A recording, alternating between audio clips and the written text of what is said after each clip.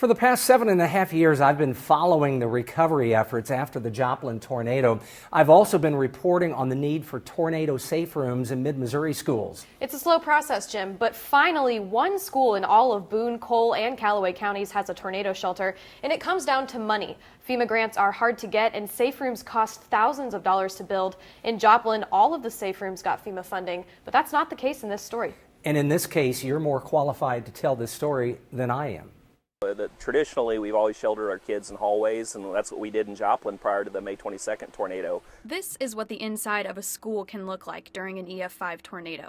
Windows busting, tables flying, debris strewn everywhere, leaving those like high school principal Carrie Saketa stunned. What we found out in the Joplin tornado was especially that the high school was kind of the epicenter of the middle of the 7-mile stretch, that hallways would not have worked well in that situation.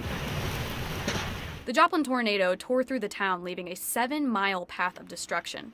C.J. Huff knows. He was the Joplin school's superintendent at the time of the tornado.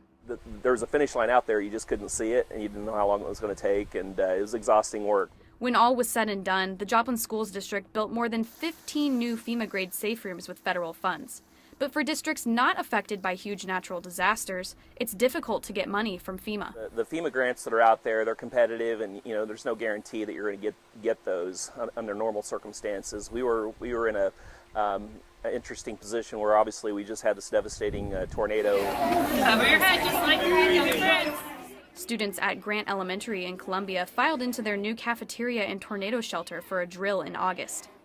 A change in city code requires new schools or new additions that are 25% or larger than the existing building to include a safe room. It's a good thing. It does come with some additional cost and planning, but it's a good thing for our community. It's a good thing for the school district. Enrollment data from the 2017-2018 school year shows total enrollment was 18,552 students, 306 of which were at Grant Elementary.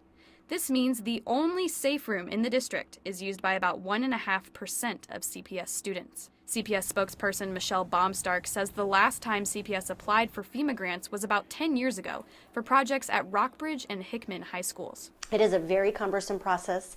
There are a lot of additional requirements once you do receive FEMA funding, as far as community access to the shelters and those types of things. The Grant Elementary shelter complies with the International Building Code.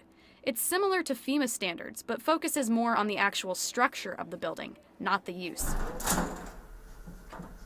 So what makes a safe room safe? According to FEMA, the walls need to be made of thick concrete. The connections between the walls and the floor need to be able to withstand high winds, and the door needs to be made of high-gauge sheet metal to protect from flying debris. Here at Joplin High School, the safe rooms double as gyms and classrooms. This one is the counselor's office. I know these safe rooms very well. I graduated from Joplin High School in 2015. I went to 3 different high schools in 4 years, the last one being the brand new Joplin High. I rode out the 2011 tornado in this house. We hunkered down in a storage room with 3 walls of concrete. I was 14 years old. Cover your heads now. The Grant Elementary School principal says the addition brings comfort to students and staff. Being in one central location is just crucial, and so I feel that we are benefiting from all aspects of the addition now. I can only imagine that there might be some feelings of worry if this was a real tornado situation, and to see your peers and to see your friends and or even your siblings in the same room, there is this element of true comfort that we feel now because we are all united into this space together.